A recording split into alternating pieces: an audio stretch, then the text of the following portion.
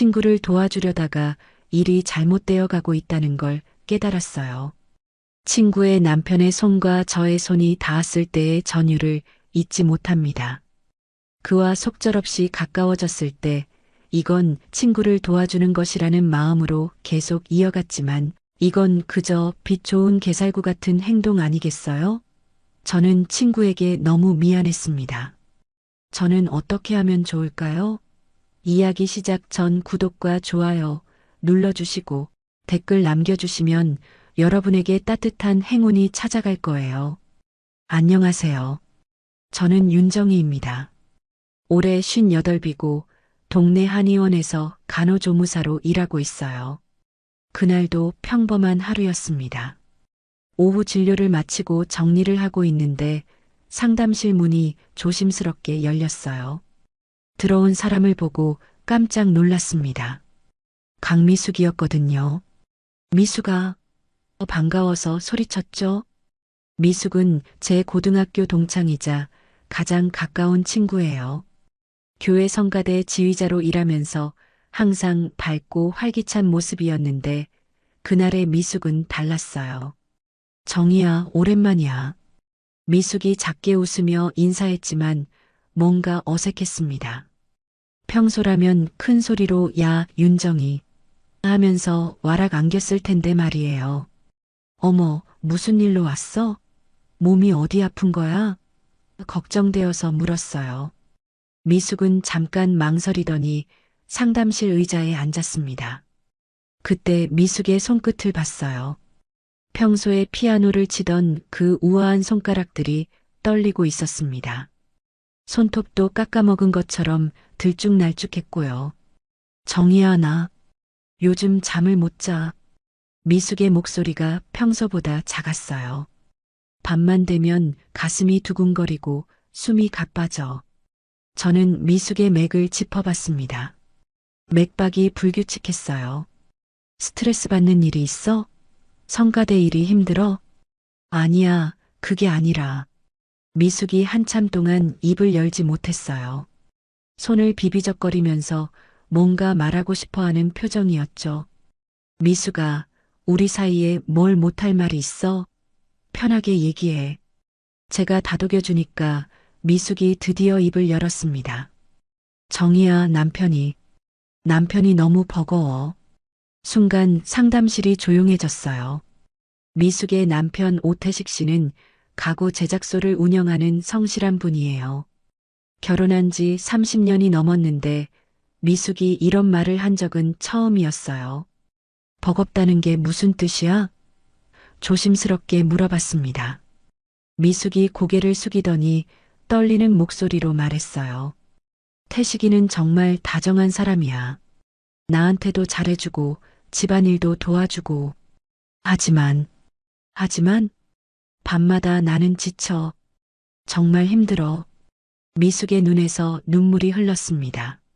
나이가 들어서 그런 건지 아니면 내가 이상한 건지 모르겠어. 제 가슴이 철렁했어요. 미숙이 이런 고민을 혼자 끌어안고 있었다니. 미숙아, 얼마나 힘들었을까. 정희야, 나는 나쁜 아내인 것 같아. 남편이 다정하게 다가오면 부담스럽고 피하고 싶어져. 그런데 또 죄책감이 들어. 미숙이 손수건으로 눈물을 닦았어요. 저는 미숙의 손을 잡아줬습니다. 미숙아, 내가 잘못한 게 아니야. 이런 일은 많은 부부들이 겪는 문제라고. 정말? 나만 그런 게 아니야? 미숙의 눈에 희망의 빛이 보였어요. 물론이지. 나이가 들면서 몸의 변화도 있고 마음의 변화도 있어. 부끄러워할 일이 아니라고. 제가 위로해줬지만 마음 한편으로는 복잡했어요. 미숙이 조금 진정하더니 말했습니다. 정희야, 너는 정말 든든해. 이런 얘기할 사람이 너밖에 없어. 그때부터였어요. 제 마음속에 이상한 생각이 들기 시작한 것이 미숙이가 이렇게 고생하고 있는데 내가 뭔가 도와줄 수 있지 않을까? 미숙아, 태식 씨와 대화해봤어? 솔직하게 얘기하면 이해해 주실 것 같은데. 제가 조언했어요. 그게 쉽지가 않아. 어떻게 말해? 여보, 당신이 부담스러워요? 이렇게 말할 수가 있겠어? 미숙이 한숨을 쉬었어요. 그 순간 제 머릿속에 묘한 생각이 스쳤습니다. 만약 내가 태식 씨를 만나서 상황을 알아볼 수 있다면 미숙이 직접 말하기 어려운 부분을 내가 대신 파악해서 조언해 줄 수 있을까? 미숙아, 걱정하지 마. 내가 뭔가 방법을 생각해 볼게. 제가 말했을 때 미숙의 얼굴에 안도의 표정이 스쳤어요. 정희야, 정말 고마워. 너가 있어서 다행이야. 미숙이 제 손을 꽉 잡았습니다. 미숙이 돌아간 후 저는 한참 동안 상담실에 앉아 있었어요. 창밖으로 석양이 지고 있었는데 머릿속은 복잡했습니다. 내가 정말 미숙이를 도와줄 수 있을까? 어떻게 하면 미숙이의 고민을 해결해 줄 수 있을까? 그런 생각들이 계속 맴돌았어요. 집에 가는 길에도 미숙의 떨리는 손끝이 자꾸 떠올랐습니다. 가장 가까운 친구가 그렇게 힘들어하는데 가만히 있을 수는 없었거든요. 그때는 몰랐어요. 제가 품고 있는 이 도와주고 싶다는 마음이 얼마나 위험한 길로 이어질지. 친구의 고민을 해결해 주겠다는 선한 의도가 결국 어떤 결과를 가져올지 전혀 예상하지 못했습니다. 미숙이와의 대화 후 며칠이 지났지만 마음이 계속 무거웠어요. 진료실에서 일하면서도 자꾸 미숙이 생각이 났습니다. 그 떨리던 손끝과 힘들어하던 모습이 머릿속에서 지워지지 않았어요. 그러던 어느 날 오후 진료실에 중년 남성 환자가 오셨습니다. 허리 통증으로 침을 맞으러 온 분이었는데 치료를 받으면서 계속 한숨을 쉬시더라고요. 선생님, 몸이 아픈 것보다 마음이 더 아픕니다. 그분이 갑자기 말씀하셨어요. 어떤 일이세요? 제가 물어봤더니 그분이 쓸쓸한 표정을 지으시며 말씀하셨습니다. 집에 가면 아내가 날 외면해요. 옆에 앉으려고 하면 일어나 버리고 말을 걸어도 시큰둥하고 그분의 목소리에 서글픔이 묻어 있었어요. 결혼한 지 30년이 넘었는데 언제부턴가 아내가 나를 피하는 것 같아요. 뭘 잘못했는지도 모르겠고 그분이 깊은 한숨을 쉬셨습니다. 그 순간 제 가슴이 덜컥했어요. 미숙이의 상황과 너무 비슷했거든요. 미숙이도 남편을 피한다고 했고 이 환자분의 남편도 아내가 자신을 외면한다고 하고 혹시 부부간의 대화를 자주 나누세요? 제가 조심스럽게 물었습니다. 그게 문제예요. 아내는 항상 바쁘다고 하고 저도 할 말이 없고 예전에는 그래도 자연스럽게 가까워졌는데 이제는 그마저도 그분이 말끝을 흐렸어요. 침 치료가 끝난 후에도 그분의 말이 머릿속에서 계속 맴돌았습니다. 아내는 날 외면한다. 이 말이 뇌리에 박혀서 떠나지 않았어요. 퇴근길에 집으로 향하면서도 그 생각뿐이었어요. 미숙이와 태식 씨도 저런 상황일까? 서로 마음을 몰라서 힘들어하는 걸까? 집에 들어가니 남편이 거실에서 텔레비전을 보고 있었습니다. 왔어? 남편이 고개도 돌리지 않고 인사했어요. 결혼한 지 30년이 넘다 보니 이런 일상이 당연해졌죠. 응, 왔어. 저녁은? 저도 별 감정 없이 대답했습니다. 냉장고에 반찬 있잖아. 적당히 해먹어. 남편의 대답도 건조했어요. 저는 부엌으로 가서 혼자 간단히 저녁을 준비했습니다. 남편은 여전히 텔레비전에만 집중하고 있었고 저는 식탁에 혼자 앉아서 밥을 먹었어요. 식사를 하면서 문득 생각했습니다. 우리 부부도 언제부터 이렇게 됐을까? 예전에는 하루 있었던 일들을 서로 얘기하곤 했는데 이제는 필요한 말만 주고받을 뿐이었어요. 남편도 저를 별로 궁금해하지 않는 것 같았고 저도 남편에게 특별히 관심이 없었습니다. 그냥 습관처럼 같은 집에서 살고 있을 뿐이었죠. 설거지를 하면서 오늘 진료실에서 만난 환자분이 또 떠올랐어요. 아내는 날 외면한다. 그 말과 함께 미숙이의 고백도 생각났습니다. 남편이 너무 버거워. 그래, 부부들이 이런 문제로 고민하는구나. 서로 다른 입장에서 힘들어하고 있는 거야. 그런 생각이 들면서 묘한 호기심이 생겼어요. 침실로 들어가서 누워 있는데 계속 그 생각이 맴돌았습니다. 미숙이는 남편이 부담스럽다고 하고 그 환자분은 아내가 자신을 외면한다고 하고 정말 서로 모르고 있는 걸까? 만약 내가 그 사이에서 뭔가 알아볼 수 있다면 미숙이가 직접 말하기 어려워하는 부분을 내가 파악할 수 있다면 점점 위험한 생각들이 머릿속을 채웠어요. 다음 날 아침에도 그 생각이 계속됐습니다. 출근하면서도 진료실에서 일하면서도 머릿속은 온통 미숙이와 태식 씨 생각뿐이었어요. 점심시간에 미숙이에게 전화를 걸었습니다. 미숙아, 요즘 어때? 몸은 좀 나아졌어? 정희야, 고마워. 그런데 별로 나아진 것 같지 않아. 오히려 더 힘든 것 같아. 미숙이의 목소리가 더 지쳐 있었어요. 태식 씨는 뭐라고 안 하셔? 제가 조심스럽게 물어봤습니다. 그게 더 미안해. 태식이는 아무것도 모르고 있어. 나만 혼자 이렇게 힘들어하고 있으니까. 미숙이가 한숨을 쉬었어요. 전화를 끊고 나서 제 마음속에 확신이 들었습니다. 미숙이는 혼자 끙끙 앓고 있고 태식 씨는 상황을 전혀 모르고 있구나. 누군가 중간에서 이 문제를 정리해줘야 해. 그리고 그 누군가가 바로 저라고 생각했어요. 내가 태식 씨를 만나서 상황을 파악해보면 미숙이를 도와줄 수 있을 거야. 오후에 또 다른 환자가 왔어요. 이번에는 중년 여성분이었는데 역시 비슷한 고민을 털어놓았습니다. 남편이 너무 적극적이에요. 나이 들어서 그런지 저는 부담스러운데 남편은 전혀 눈치를 못 채요.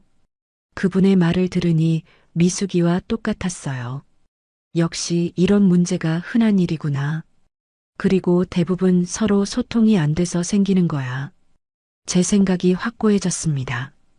퇴근 후 집에 가는 길에 결심했어요. 미숙이를 도와줘야겠어. 이 문제를 내가 해결해 줄 수 있을 거야. 어떻게 하면 태식 씨를 자연스럽게 만날 수 있을지 계획을 세우기 시작했습니다. 건강차라도 하나 가져가서 미숙이 집에 들러볼까?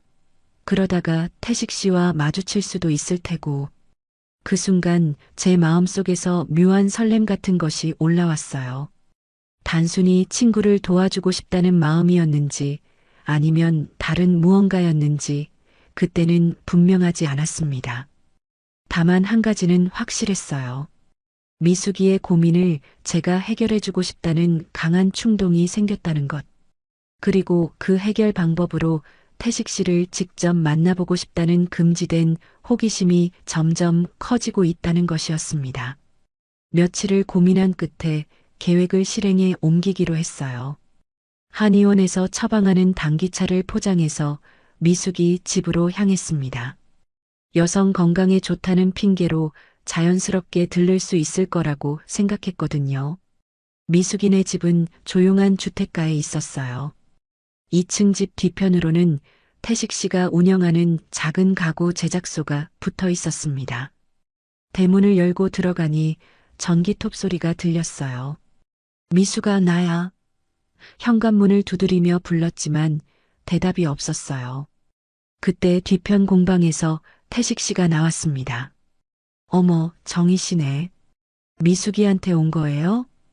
태식 씨가 작업복 차림으로 나오며 반갑게 인사했어요. 손에는 나무 조각들이 붙어 있었고 이마에는 땀이 맺혀 있었습니다. 네, 건강차 좀 가져왔는데 미숙이는 어디 갔나요? 차 봉지를 들어보이며 물었어요. 아, 미숙이는 교회 성가대 연습 갔어요.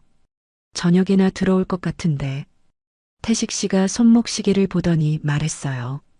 그냥 가지 말고 차라도 한잔하고 가요. 괜찮을까요? 바쁘실 텐데. 저는 일부러 망설이는 척했지만 사실 이런 상황을 기다렸던 거예요. 아니에요. 오늘 작업은 거의 끝났어요. 미숙이가 오면 깜짝 놀랄 거예요. 태식 씨가 웃으며 저를 집 안으로 안내했습니다.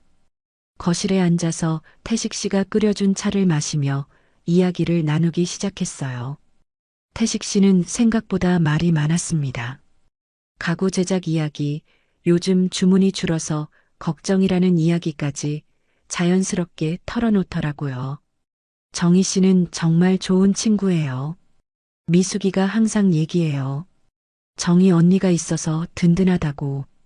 태식 씨가 진심 어린 표정으로 말했어요. 미숙이는 제게도 소중한 친구죠. 요즘은 어떤가요? 건강하게 지내나요? 슬쩍 미숙이 이야기를 꺼내봤어요. 그 순간 태식 씨의 표정이 어두워졌습니다. 글쎄요. 요즘 미숙이가 좀 이상해요. 이상하다니요? 제 심장이 두근거리기 시작했어요. 드디어 태식 씨 입에서 직접 들을 수 있는 기회였거든요. 예전엔 제가 들어오면 반갑게 맞아줬는데 요즘엔 뭔가 어색해요. 제가 다가가려고 하면 피하는 것 같고 태식 씨가 찻잔을 손으로 돌리며 말했어요. 혹시 부부싸움이라도 했나요? 조심스럽게 물어봤습니다. 그런 것도 아니에요. 싸운 적은 없어요. 그냥 아내가 요즘 나를 피한다는 느낌이에요. 태식 씨의 목소리에 외로움이 묻어 있었어요. 그때 제 마음속에 묘한 감정이 일었습니다. 진료실에서 들었던 환자의 말과 똑같았거든요. 아내는 날 외면한다. 미숙이는 남편이 부담스럽다고 했는데 태식 씨는 아내가 자신을 피한다고 느끼고 있었어요. 태식 씨, 혹시 미숙이와 대화는 자주 나누세요? 제가 더 깊이 파고들어 봤어요. 그게 문제예요. 예전엔 하루 종일 있었던 일들을 서로 얘기하곤 했는데 요즘엔 미숙이가 바쁘다고 하거나 피곤하다고 해요. 태식 씨가 한숨을 쉬었어요. 결혼한 지 30년이 넘었는데 이런 적은 처음이에요. 제가 뭘 잘못했는지도 모르겠고 태식 씨의 눈에 서글픔이 보였어요. 그 순간 제 마음속에서 여러 가지 감정이 복잡하게 얽혔습니다. 미숙이를 도와주고 싶다는 마음, 태식 씨의 외로움에 대한 동정, 그리고 제 남편과는 다른 태식 씨의 섬세함에 대한 묘한 끌림까지. 태식 씨는 정말 미숙이를 많이 사랑하는 게 느껴져요. 제가 말했더니 태식 씨가 쓴웃음을 지었어요. 사랑하죠. 하지만 요즘엔 그 사랑이 부담이 되는 것 같아요. 미숙이한테 태식 씨의 솔직한 말에 제 가슴이 저려왔어요. 집에서 제 남편은 저에게 별다른 관심도 보이지 않는데 여기 태식 씨는 아내를 이렇게 애타게 생각하고 있었거든요. 그런데 정작 미숙이는 그 사랑이 부담스럽다고 하고 정희 씨, 여자 입장에서 조언 좀 해주세요. 태식 씨가 갑자기 제게 부탁했어요. 아내가 왜 저를 피하는 걸까요? 제가 어떻게 해야 할까요? 순간 말문이 막혔어요.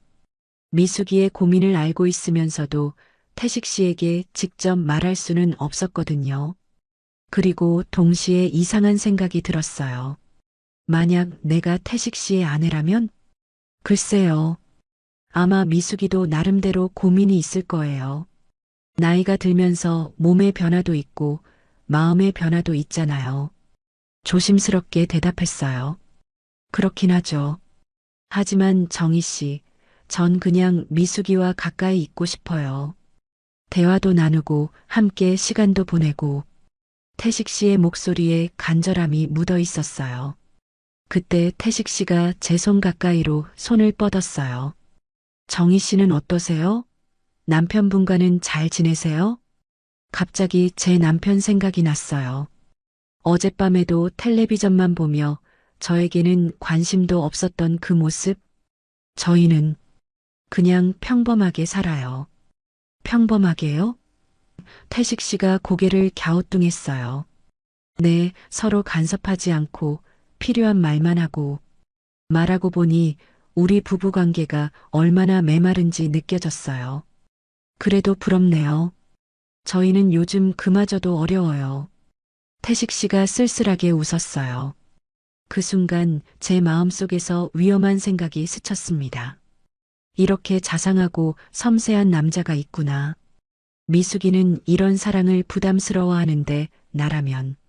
정희 씨, 정말 고마워요. 이런 얘기 들어줘서.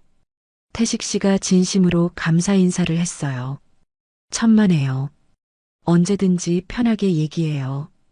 제가 대답했지만 마음 한편으로는 두려웠어요. 이 만남이 단순히 친구를 돕기 위한 것이었는지 아니면 다른 무언가를 찾고 있었던 건지. 미숙이가 돌아올 시간이 다가와서 일어났어요. 그럼 이만 가볼게요. 미숙이 오면 차 전해주세요. 네, 꼭 전할게요. 자주 놀러와요. 태식 씨가 대문까지 배웅해줬어요. 집으로 돌아가는 길에 계속 생각했어요. 미숙이가 왜 태식 씨를 부담스러워하는지 이제 조금 알 것 같았어요.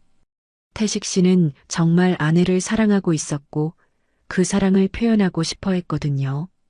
하지만 동시에 다른 생각도 들었어요. 만약 누군가 나를 태식 씨처럼 애타게 그리워한다면, 나에게 그렇게 간절하게 관심을 보인다면, 그날 밤 무뚝뚝한 남편의 모습을 보며 확신했어요. 미숙이의 고민을 해결해주기 위해서라도 태식 씨를 더 자주 만나볼 필요가 있다고. 일주일 후 미숙이에게서 전화가 왔어요. 정희야, 태식이가 내가 건강차 가져다 줬다고 고마워하더라. 차도 정말 좋다고 하고. 그래, 다행이네. 몸에 좋으니까 꾸준히 드셔. 저는 자연스럽게 대답했지만 마음 한편으로는 태식 씨 생각이 났어요. 그런데 정희야, 미안한데 부탁이 하나 있어. 내가 오늘 저녁에 급하게 병원에 가야 하는데 태식이한테 전화가 안 돼. 혹시 우리 집에 들러서 저녁 준비되어 있다고 좀 전해줄 수 있을까? 물론이지. 내가 퇴근길에 들를게. 제 대답은 너무나 빨랐어요. 마치 이런 기회를 기다렸던 것처럼. 오후 6시쯤 미숙이네 집에 도착했어요. 집은 조용했고 뒤편 공방에서 전기톱 소리가 들렸습니다. 공방 문을 살짝 열고 들어가니 태식 씨가 나무판을 다듬고 있었어요. 태식 씨, 큰 소리로 불렀지만 전기톱 소리 때문에 들리지 않았나 봐요. 조심스럽게 안으로 들어갔습니다. 태식 씨는 완전히 작업에 몰두하고 있었어요. 집중하는 모습이 진지해 보였고 이마에는 땀방울이 맺혀 있었습니다. 나무를 다루는 손길이 섬세하면서도 힘이 있어 보였어요. 그때 갑자기 전기가 나갔어요. 공방이 순식간에 어두워지면서 전기톱 소리도 멈췄습니다. 태식 씨가 깜짝 놀라며 뒤돌아봤는데 바로 제가 서 있는 걸 보고 더 놀랐어요. 어머, 정희 씨, 언제 오셨어요? 깜짝 놀랐네. 태식 씨가 가슴을 쓸어내리며 말했어요. 미숙이 부탁으로 왔어요. 저녁 준비되어 있다고 전하라고. 어둠 속에서 대답했어요. 아, 그렇구나. 그런데 갑자기 정전이네. 요즘 공사 때문에 자주 이런 일이 있어요. 태식 씨가 어둠 속에서 촛불을 찾기 시작했어요. 조심해요. 공구들이 많아서 위험해 보여요. 제가 걱정스럽게 말했더니 태식 씨가 웃었어요. 괜찮아요. 여기는 제가 눈 감고도 다닐 수 있어요. 그러면서 손전등을 찾아 켰습니다. 은은한 불빛이 공방을 비추자 분위기가 완전히 달라졌어요. 나무 향이 진하게 퍼져 있고 어둠 속에서 태식 씨의 모습이 평소보다 더 남성적으로 보였어요. 정희 씨, 위험하니까 여기 앉아요. 태식 씨가 작업대 옆 의자를 가리켰어요. 제가 그 의자에 앉자 태식 씨도 맞은편에 앉았습니다. 미숙이는 어디 갔다고 했죠? 태식 씨가 물었어요. 병원에 급한 일이 있다고 했어요. 저는 대답하면서 태식 씨의 얼굴을 자세히 봤어요. 촛불빛에 비친 모습이 평소보다 더 깊어 보였어요. 또 혼자 저녁을 먹어야겠네. 태식 씨가 쓸쓸하게 웃었어요. 요즘도 미숙이와 잘 안 되나요? 제가 조심스럽게 물어봤어요. 태식 씨가 한참 동안 말을 하지 않더니 깊은 한숨을 쉬었어요. 정희 씨, 솔직히 말하면 더 심해졌어요. 미숙이가 저를 완전히 피하는 것 같아요. 어떻게요? 같은 방에 있어도 서로 다른 세상에 사는 것 같아요. 말을 걸어도 대충 대답하고 제가 다가가려고 하면 핑계를 대고 자리를 뜨고 태식 씨의 목소리가 점점 작아졌어요. 그 순간 제 마음이 아파왔어요. 미숙이의 고통도 알고 있고 동시에 태식 씨의 외로움도 보이니까 더 답답했어요. 태식 씨, 미숙이도 나름대로 힘들어해요. 다만 표현하지 못할 뿐이에요. 제가 위로하려고 했어요. 그런가요? 정말 그런 거라면. 태식 씨가 희망적인 표정을 지었어요. 정희 씨는 정말 좋은 친구네요. 미숙이가 정희 씨한테 마음을 털어놓을 수 있어서 얼마나 다행인지 몰라요. 그때 태식 씨가 제 손 가까이로 손을 뻗었어요. 정희 씨, 정말 고마워요. 이런 얘기 들어주시고 조언도 해주시고 어둠 속에서 태식 씨의 손이 제 손등에 살짝 닿았어요. 순간 전기가 통하는 것 같은 느낌이 들었습니다. 제 심장이 빠르게 뛰기 시작했어요. 태식 씨, 제가 작은 목소리로 불렀어요. 태식 씨도 뭔가 느꼈나 봐요. 손을 때려다가 멈췄습니다. 어둠 속에서 우리는 그렇게 잠깐 동안 서로를 바라봤어요. 미안해요.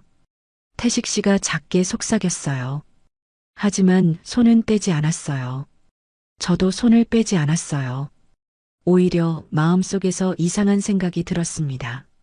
미숙이가 받지 못하는 이 사랑을 내가 대신 받아줄 수는 없을까? 태식 씨는 잘못한 게 없어요. 제가 말했어요. 미숙이가 힘들어하는 건 태식 씨 때문이 아니라 자기 자신 때문이에요. 정말 그렇게 생각해요? 태식 씨의 목소리에 간절함이 묻어 있었어요.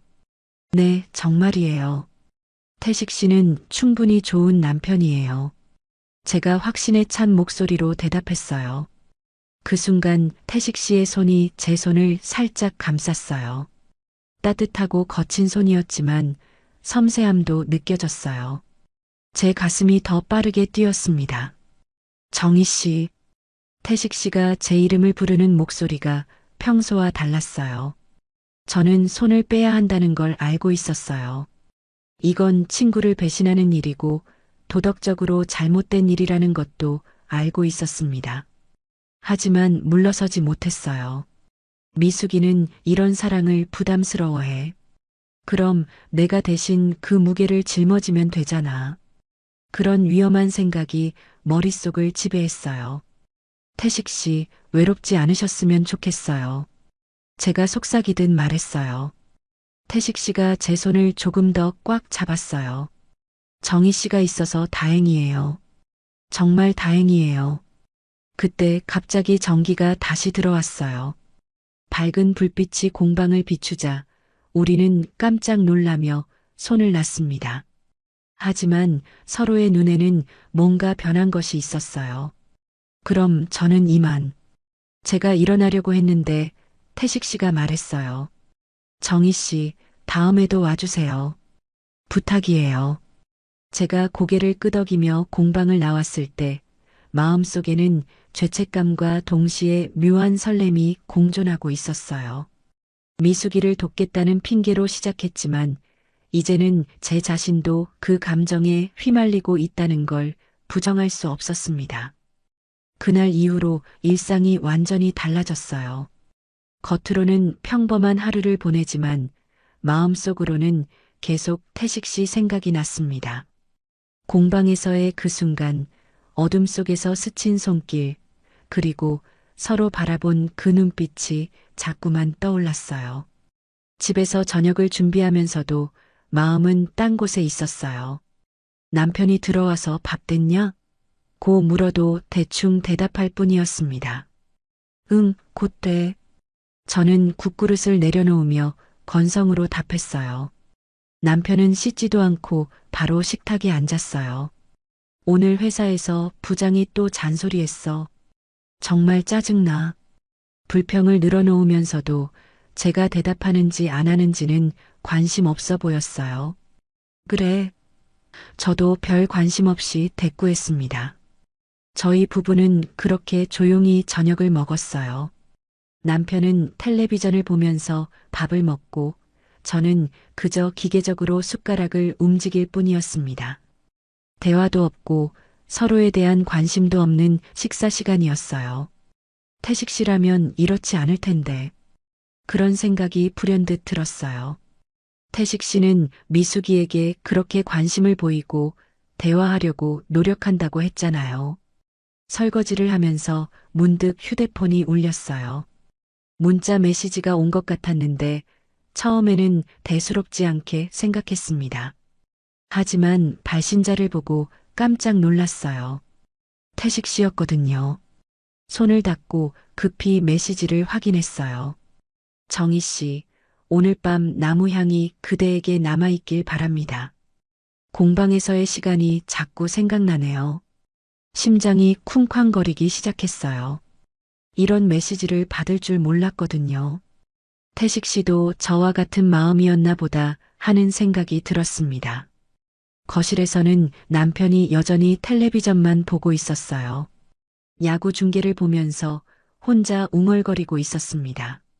저에게는 전혀 관심이 없어 보였어요. 저는 조용히 방으로 들어가서 문을 닫았어요.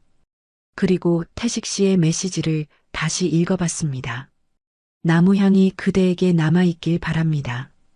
정말 시적인 표현이었어요. 답장을 보내야 할지 말아야 할지 고민했어요. 하지만 결국 손가락이 먼저 움직였습니다. 저도 그 시간이 계속 생각나요. 따뜻한 나무 향기가 아직도 남아있어요. 메시지를 보낸 후 가슴이 두근거렸어요. 이런 일이 처음이었거든요. 결혼한 지 30년 넘게 살면서 다른 남자와 이런 메시지를 주고받은 적이 없었어요. 곧 태식 씨에게서 답장이 왔어요. 정희 씨가 이해해줘서 정말 감사해요. 미숙이는 저와 이런 대화조차 하기 어려워하는데 그 메시지를 보는 순간 제 마음속에서 묘한 정당화가 일어났어요. 그래, 나는 미숙이를 대신해서 태식 씨의 외로움을 달래주고 있는 거야. 미숙이가 할 수 없는 일을 내가 해주고 있는 거야. 태식 씨 외로우실 때마다 연락해요. 제가 들어드릴게요. 라고 답장을 보냈어요. 그날 밤 남편은 일찍 잠들었어요. 코까지 골면서 깊게 잠들어 있었습니다. 저는 침대에 누워서 태식 씨와 주고받은 메시지들을 계속 읽어봤어요. 새벽까지 메시지가 이어졌어요. 태식 씨는 자신의 외로움을, 저는 제 일상의 권태로움을 털어놓았습니다. 마치 서로의 빈 공간을 채워주는 것 같았어요.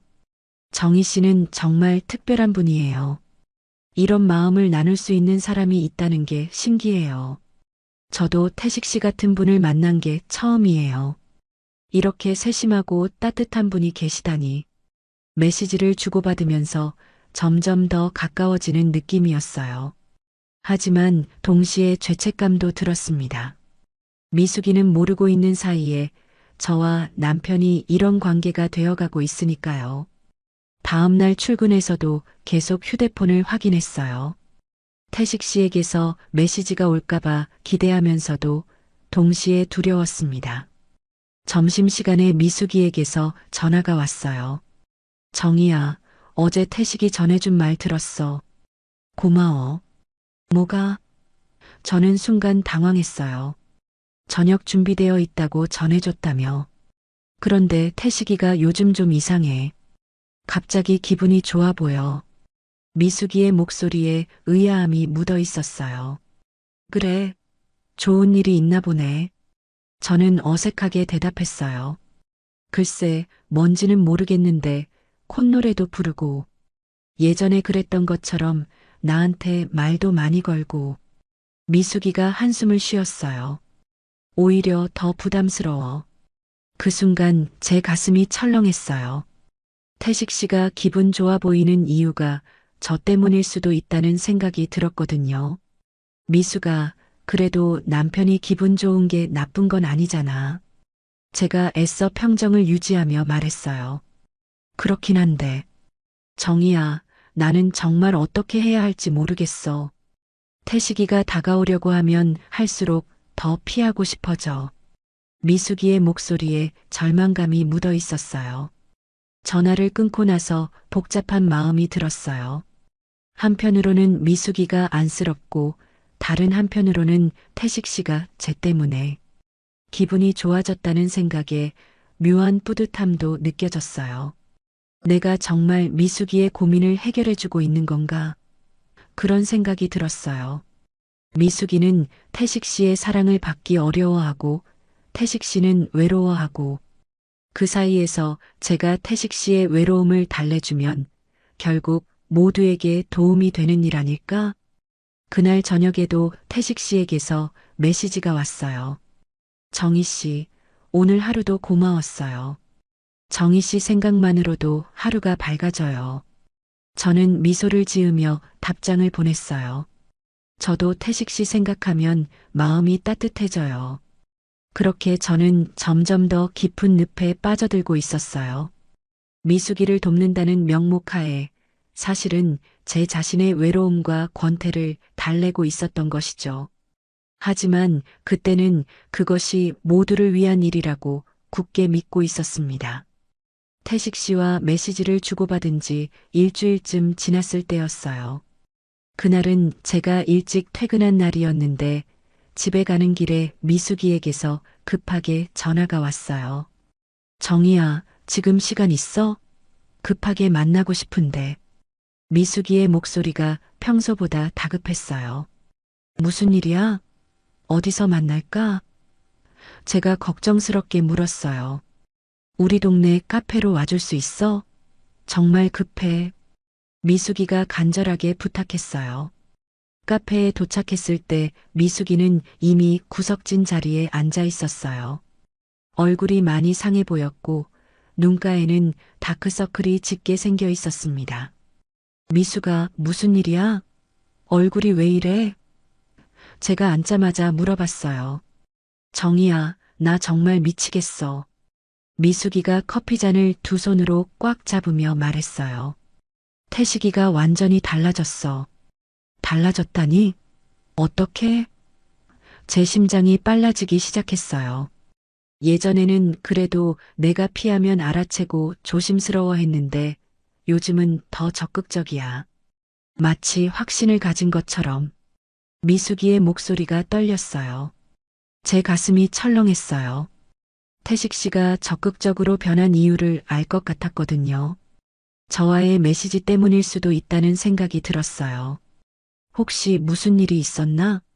태식 씨가 갑자기 그렇게 변할 이유가. 제가 조심스럽게 물어봤어요. 그게 더 이상해. 딱히 무슨 일이 있었던 것도 아닌데 갑자기 기분이 좋아 보이고 나한테 관심도 더 많이 보이고. 미숙이가 한숨을 쉬었어요. 콧노래도 부르고 평소에 안 하던 말도 많이 하고 심지어 어제는 꽃까지 사왔어. 결혼 기념일도 아닌데. 미숙이의 표정이 점점 어두워졌어요. 제 머릿속이 복잡해졌어요. 태식 씨가 꽃을 사왔다니. 분명히 저와의 대화 때문에 기분이 좋아진 거겠죠. 그런데 그것이 미숙이에게는 더 큰 부담이 되고 있었어요. 미숙아, 그래도 남편이 꽃 사주는 게 나쁜 건 아니잖아. 제가 어색하게 말했어요. 정희야, 너는 몰라. 태식이가 그럴 때마다 나는 더 죄책감이 들어. 저렇게 좋아하는데 나는 왜 받아줄 수 없을까 하면서. 미숙이의 눈에 눈물이 고였어요. 어젯밤에는 정말 견딜 수 없었어. 태식이가 계속 다가오려고 하는데 나는 화장실에 숨어서 울었어. 미숙이가 손수건으로 눈물을 닦았어요. 제 가슴이 찢어지는 것 같았어요. 한편으로는 미숙이가 불쌍하고 다른 한편으로는 제가 태식 씨에게 희망을 준 게 이런 결과를 가져온 것 같아서 죄책감이 들었어요. 정희야, 나 정말 어떻게 해야 할지 모르겠어. 태식이한테 솔직하게 말해야 할까? 아니면 그냥 참고 살아야 할까? 미숙이가 제게 간절하게 물었어요. 저는 대답할 수 없었어요. 미숙이가 태식 씨에게 솔직하게 말하면 태식 씨는 얼마나 상처받을까요? 그리고 제가 태식 씨와 나눈 대화들도 모두 의미 없어질 테고요. 글쎄, 조금 더 시간을 두고 생각해 보는 게 어떨까? 제가 애매하게 대답했어요. 그때 미숙이가 갑자기 제 손을 잡았어요. 정희야, 너만이 내 마음을 이해해줘. 다른 사람들한테는 이런 얘기할 수도 없어. 미숙아, 제 목이 메었어요. 정희야, 부탁이 하나 있어. 미숙이가 진지한 표정으로 말했어요. 혹시 태식이 만나게 되면 무슨 일 있는지 좀 살펴봐 줄래? 그 순간 제 세상이 무너지는 것 같았어요. 미숙이는 저를 믿고 이런 부탁을 하는데 저는 이미 태식 씨와 그런 관계가 되어가고 있었으니까요. 태식이가 왜 갑자기 이렇게 변했는지 모르겠어. 혹시 무슨 일이 있었나 싶어서. 미숙이가 계속 말했어요. 다른 여자라도 생긴 건 아닐까 하는 생각도 들어. 그래서 나한테 더 잘해주는 건 아닐까? 미숙이의 말에 제 얼굴이 화끈거렸어요. 미숙아, 그런 생각은 하지 마. 태식 씨가 그런 분이 아니잖아. 제가 급하게 말했어요. 그렇긴 하지만, 정희야, 내가 좀 알아봐 줄래? 너는 태식이도 잘 알고, 나도 잘 알잖아. 너라면 뭔가 알아낼 수 있을 것 같아. 미숙이가 간절하게 부탁했어요. 저는 고개만 끄덕일 수밖에 없었어요. 알았어. 기회가 되면 알아볼게. 정말 고마워, 정희야. 너 없었으면 나는 정말 어떻게 했을까? 미숙이가 제 손을 더 꽉 잡았어요. 그 순간 제 마음속에서 모든 게 무너졌어요. 미숙이는 저를 이렇게 믿고 의지하는데 저는 사실 이미 미숙이의 남편과 부적절한 관계를 시작한 거나 다름없었으니까요. 카페를 나온 후 집으로 가는 길에 계속 생각했어요. 내가 정말 미숙이를 돕고 있는 건가? 아니면 내 욕망을 채우려고 친구를 이용하고 있는 건가? 그날 밤 태식 씨에게서 평소처럼 메시지가 왔어요. 정희 씨, 오늘도 고마웠어요. 정희 씨 생각하니까 미숙이한테도 더 잘해주고 싶어져요. 그 메시지를 보는 순간 모든 게 명확해졌어요. 태식 씨가 미숙이에게 더 적극적으로 변한 이유는 저 때문이었어요. 저와의 대화로 위로받아서 미숙이에게 더 다가가려고 한 거였죠. 하지만 그것이 미숙이에게는 더 큰 고통이 되고 있었어요. 제가 미숙이의 고민을 해결해 주려고 했던 방식이 완전히 잘못된 거였죠. 태식 씨, 미숙이한테 너무 부담 주지 마세요. 천천히 하세요. 라고 답장을 보냈어요. 정희 씨 말이 맞아요. 그런데 정희 씨와 대화하다 보니 자꾸 용기가 생겨요. 정희 씨는 저를 이해해 주니까. 그 메시지를 읽으면서 깨달았어요. 제가 태식 씨의 외로움을 달래주려고 했던 것이 결국 미숙이에게는 더 큰 고통을 주고 있었다는 것을, 그리고 저 자신도 돌이킬 수 없는 길로 빠져들고 있다는 것을요. 침대에 누워서 천장을 바라보며 생각했어요. 미숙이는 저를 믿고 남편을 살펴봐 달라고 부탁했는데 저는 이미 그 남편과 감정적으로 연결되어 있었어요. 이보다 더 아이러니한 상황이 또 있을까요? 내가 정말 친구의 고민을 해결해주고 있다고 생각했는데 사실은 모든 걸 더 복잡하게 만들고 있었구나. 그런 생각이 들면서 가슴이 무거워졌어요. 그날은 화요일 저녁이었어요. 한의원에서 마지막 환자를 돌보고 있는데 제 휴대폰이 요란하게 울렸습니다. 모르는 번호였지만 급한 느낌이 들어서 받았어요. 여보세요, 윤정희 씨시죠? 저는 새소망교회 김 목사입니다. 목사님의 목소리가 급했어요. 네, 맞는데요. 무슨 일이세요? 가슴이 불안해지기 시작했어요. 미숙 집사님이 성가대 연습 중에 쓰러져서 지금 응급실에 계세요. 급히 와주세요. 목사님의 말에 온몸이 얼어붙었어요. 네, 미숙이가요? 어느 병원이에요? 제가 다급하게 물었어요. 한빛종합병원 응급실이에요. 빨리 와주세요. 전화를 끊고 급히 병원으로 향했어요. 택시 안에서도 계속 미숙이 걱정만 했습니다.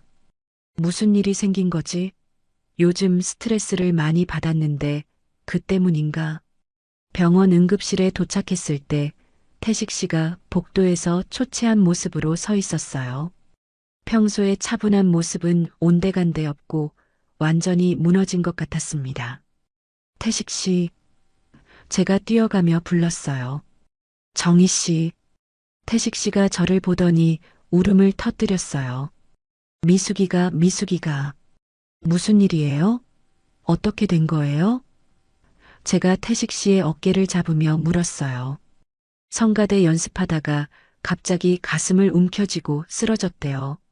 심장 발작이라고 해요. 태식 씨의 목소리가 떨렸어요. 그 순간 제 다리에 힘이 빠졌어요. 심장 발작이라니. 미숙이가 그렇게 심각한 상태였나 싶어서 가슴이 철렁했어요. 지금 어떻게 돼요? 의사는 뭐라고 해요? 제가 급하게 물었어요. 일단 응급처치는 끝났는데 관찰이 필요하다고 해요. 스트레스성일 가능성이 높다고. 태식 씨가 한숨을 쉬었어요. 스트레스성. 그 말을 듣는 순간 제 가슴이 무너졌어요. 미숙이가 받은 스트레스의 원인 중 하나가 저일 수도 있다는 생각이 들었거든요. 잠시 후 의사가 나왔어요. 보호자분이세요? 네, 남편입니다. 태식 씨가 급히 대답했어요. 다행히 큰 문제는 없어요. 하지만 극심한 스트레스로 인한 일시적인 심장 부정맥이었습니다. 며칠 입원 관찰이 필요해요. 의사의 설명을 들으며 태식 씨가 안도의 한숨을 쉬었어요. 면회는 언제부터 가능한가요? 태식 씨가 물었어요. 내일 아침부터 가능합니다. 지금은 안정을 취해야 해요. 의사가 돌아간 후 태식 씨가 벽에 기대어 주저앉았어요. 정희 씨, 저 정말 무서웠어요. 미숙이를 잃을 뻔했어. 그때 태식 씨의 눈물을 보면서 깨달았어요. 태식 씨가 진짜로 미숙이를 얼마나 사랑하는지, 제가 태식 씨와 나눈 대화들이 얼마나 사소한 것이었는지 말이에요. 태식 씨, 미숙이는 괜찮을 거예요. 의사도 큰 문제 없다고 했잖아요.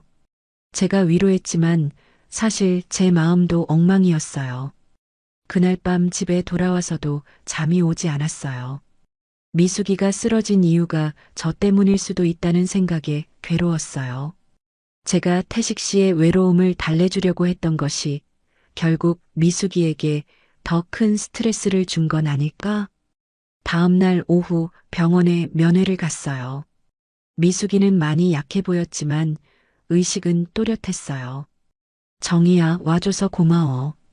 미숙이가 작은 목소리로 말했어요. 미숙아, 괜찮아? 얼마나 놀랐는지 몰라. 제가 미숙이의 손을 잡으며 말했어요. 나도 놀랐어. 갑자기 가슴이 너무 아프더라. 미숙이가 쓴웃음을 지었어요. 태식 씨는 미숙이 옆에서 한시도 떠나지 않고 있었어요.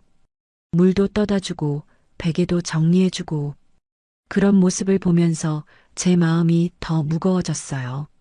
면회를 마치고 복도로 나왔을 때 뜻밖의 사람을 만났어요. 문화센터에서 요가를 가르치는 선아 강사였어요. 어머, 정희 선생님. 여기서 왜? 선아가 반갑게 인사했어요. 친구가 입원해서 면회 왔어요. 선아 강사님은요? 저도 지인 면회 왔어요. 그런데 선생님 표정이 안 좋으시네요. 무슨 일 있어요? 선아가 걱정스럽게 물었어요. 저는 선아와 함께 병원 카페에 앉았어요. 그리고 그동안 쌓였던 마음을 털어놓기 시작했어요. 물론 구체적인 내용은 말할 수 없었지만 친구의 고민을 도와주려다가 더 복잡해진 상황에 대해 이야기했어요. 친구가 부부 문제로 힘들어해서 제가 도와주려고 했는데 오히려 상황이 더 안 좋아진 것 같아요. 제가 조심스럽게 말했어요. 선아가 커피를 한 모금 마시더니 말했어요. 선생님, 혹시 그 친구 문제에 너무 깊이 개입하신 건 아니에요? 깊이 개입했다는 게 무슨 뜻이에요? 제가 물었어요. 다른 사람의 문제를 내가 해결해 줄 수 있다고 생각하는 거요. 특히 부부 문제 같은 건 당사자들이 해결해야 하는 건데 말이에요. 선아의 말이 가슴에 와 닿았어요. 하지만 친구가 너무 힘들어해서 제가 변명하려고 했어요. 선생님, 남의 상처를 대신 해결한다는 건 오만이에요. 선아가 단호하게 말했어요. 아무리 좋은 의도라도 그건 그 사람의 성장 기회를 빼앗는 거예요. 그 말을 듣는 순간 머리가 맑아지는 느낌이었어요. 제가 미숙이를 도와준다고 생각했지만 사실은 오만한 생각이었던 거죠. 그리고 보통 그런 경우에는 도와주는 사람도 자기 욕망이 섞여 있는 경우가 많아요. 정말 순수하게 도움만 주려는 건지 한번 돌아보세요. 선아의 말에 제가 뜨끔했어요. 집에 돌아와서 선아의 말을 곰곰이 생각해 봤어요. 정말 저는 순수하게 미숙이를 도우려고 했던 걸까?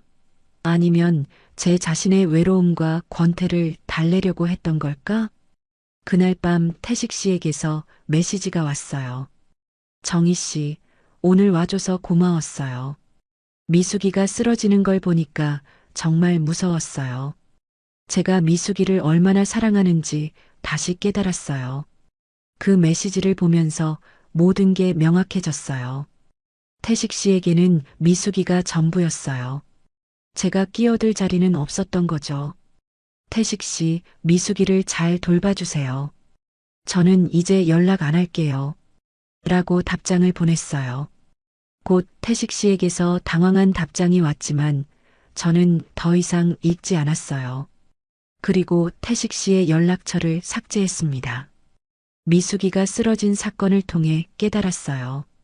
제가 친구의 고민을 해결해 준다고 생각했지만 사실은 모든 걸 더 복잡하게 만들었다는 것을. 그리고 진짜 사랑이 무엇인지도 알게 됐어요. 태식 씨가 미숙이를 바라보는 그 간절한 눈빛에서 말이에요. 미숙이가 태어난 지 일주일이 지났어요. 그동안 저는 태식 씨와 연락을 완전히 끊고 제 자신을 돌아보는 시간을 가졌습니다. 선아 강사의 말이 계속 머릿속에 맴돌았어요. 남의 상처를 대신 해결한다는 건 오만이에요. 그날 오후 미숙이에게서 전화가 왔어요. 정희야, 시간 있으면 우리 집에 놀러와. 할 얘기가 있어. 미숙이네 집에 도착했을 때 놀라운 변화를 발견했어요. 미숙이의 얼굴에 생기가 돌아왔고 태식 씨도 예전보다 편안해 보였어요. 미숙아, 얼굴색이 많이 좋아졌네. 몸은 어때? 제가 미숙이의 손을 잡으며 물었어요. 많이 좋아졌어. 그런데 정희야, 정말 중요한 얘기가 있어. 미숙이가 진지한 표정을 지었어요. 무슨 얘기? 태식이와 상담을 받기 시작했어. 미숙이의 말에 깜짝 놀랐어요. 상담을? 응, 부부 상담. 내가 병원에 입원해 있을 때 태식이가 먼저 제안했어. 미숙이가 차를 따르며 말했어요. 태식 씨가 거실로 들어오며 인사했어요. 정희 씨, 오랜만이에요. 네, 안녕하세요. 저는 어색하게 대답했어요. 태식 씨의 눈빛이 예전과 달랐어요. 더 성숙하고 안정되어 보였어요. 정희 씨, 미숙이가 쓰러진 후에 많은 걸 깨달았어요. 태식 씨가 조용히 말했어요. 제가 미숙이의 마음을 제대로 이해하지 못했다는 걸요. 미숙이가 고개를 끄덕였어요. 상담 선생님이 그러시더라. 서로 사랑하지만 표현 방식이 달라서 생긴 문제라고. 그래서 어떻게 됐어? 제가 궁금해서 물었어요. 천천히 서로를 이해해가고 있어. 태식이도 내 마음을 알려고 노력하고 나도 태식이의 사랑을 받아들이려고 노력해. 미숙이의 목소리에 평화로움이 묻어 있었어요. 태식 씨가 덧붙였어요. 제가 너무 성급했어요. 미숙이에게는 시간이 필요했는데 저만 앞서갔던 거죠. 그 말을 듣는 순간 가슴이 뭉클했어요. 정말 사랑하는 사람끼리는 결국 서로를 이해하게 되는구나 싶었어요. 정희야, 정말 고마워. 내가 없었으면 나 혼자 끙끙 앓다가 정말 큰 병 났을 거야. 미숙이가 제 손을 잡으며 말했어요. 하지만 저는 죄책감이 들었어요.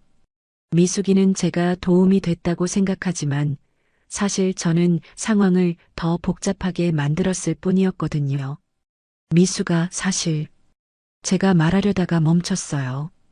지금 행복해하는 미숙이에게 굳이 그 얘기를 할 필요는 없을 것 같았어요. 뭐라고? 미숙이가 물었어요. 아니야, 별거 아니야.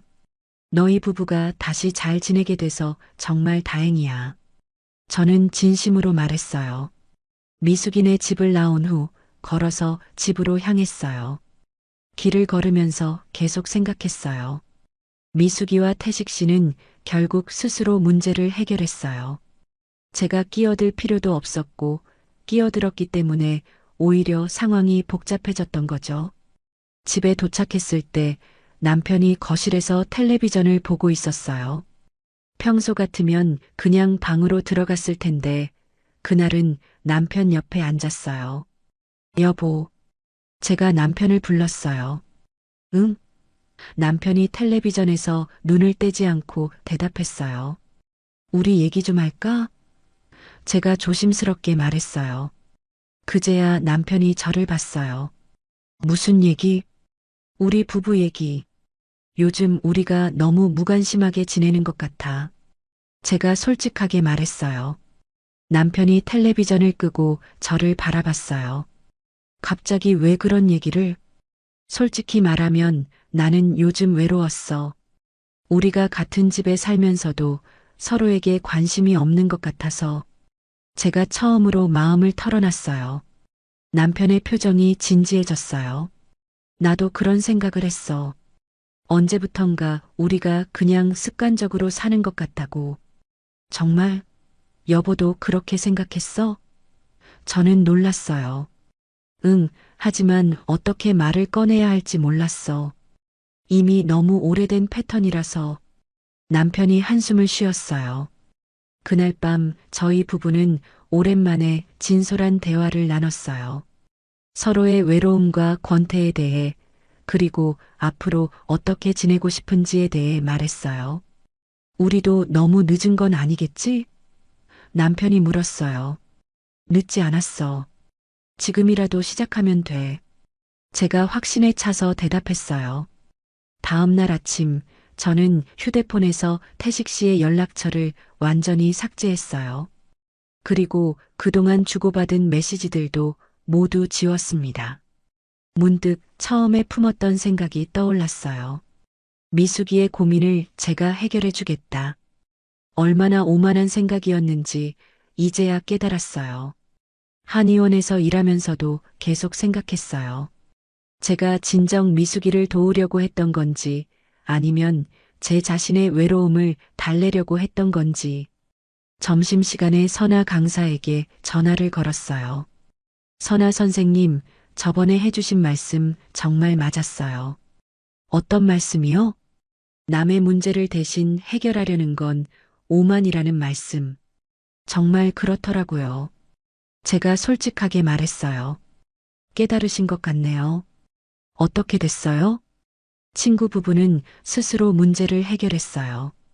저는 아무 역할도 하지 않았는데 말이에요.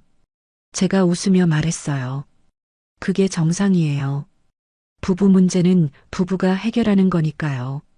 전화를 끊고 나서 창밖을 바라봤어요. 하늘이 맑고 파랬어요. 마음도 그만큼 맑아진 기분이었어요. 그날 저녁 집에 돌아가니 남편이 꽃을 사와 있었어요. 어머, 이게 뭐야? 그냥 아내한테 꽃 사주면 안 돼? 남편이 쑥스럽게 웃었어요. 고마워. 저도 오랜만에 진심으로 웃었어요. 그때 깨달았어요. 미숙이의 고민을 제가 해결했다고 생각했지만 사실 해결한 건 아무것도 없었어요. 오히려 제 자신의 문제를 마주하게 된 거였죠. 진짜 해결은 각자가 자기 자리에서 시작하는 거였어요. 미숙이와 태식 씨는 서로를 이해하려고 노력했고 저와 남편도 소통하기 시작했어요. 결국 남편이 버겁다는 절친, 그 고민을 제가 해결했습니다라는 생각 자체가 착각이었어요. 해결은 제가 할 수 있는 일이 아니었고 당사자들이 스스로 찾아가야 하는 길이었던 거죠. 였던 거죠. 였던 거죠. 였던 거죠.